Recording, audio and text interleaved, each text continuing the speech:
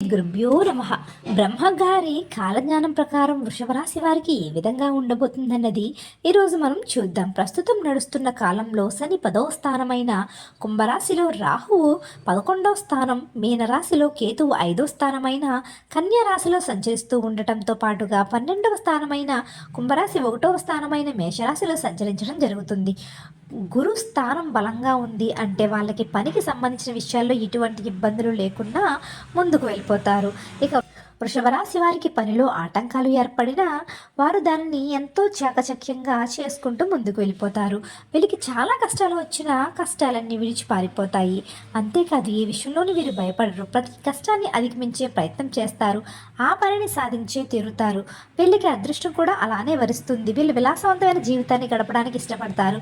పరిస్థితులు కూడా వీళ్ళకి అనుకూలంగా ఉంటాయి. వీళ్ళ కెరీర్ని స్టార్ట్ చేయక ముందు చేసిన తరువాత చాలా డిఫరెన్స్ ఉంటుంది. వీళ్ళకి సహనం కూడా ఎక్కువగానే ఉంటుంది. అలాగే సహనం కోల్పోయేటప్పుడు కూడా వీళ్ళకి కోపం ఎక్కువగా వస్తూ ఉంటుంది. వీళ్ళ సహనం ఓర్పుతో ఉంటే ప్రతి దానిలో సక్సెస్ అవుతారు. వృషభ రాశి వాళ్ళకి ఎందుకు ఉన్నంత కోపం ఉంటుందట. అలాగే వీళ్ళు ఆరోగ్య విషయంలో చాలా కేర్ తీసుకోవాలి. వీళ్ళు నిర్ణయాలు తీసుకోవడంలో చాలా దృఢంగా ఉంటారు. దృఢ నిర్ణయాలు తీసుకోవడం వలన మొండితనంతో పనిచేయడం వలన నష్టాలు పాలవుతుంటారు. అప్పుడప్పుడు వీళ్ళు ప్రేమకి దాసోహులని చెప్పాలి. ఇక డబ్బులు దాచుకోవాలి అనే ఆలోచన బాగా ఉంటుంది. చివరి వరకు వాటిని దాచి చివరిలో వాటిని కోల్పోతారు. సో వ్యాపారాలు పెట్టుబడి పెట్టాలి అనే ఆలోచన అయితే మాత్రం చాలా తక్కువ అని చెప్పుకోవాలి. ఏదైనా పనిలో ఏకంగా నిమగ్నమై ఉంటారు.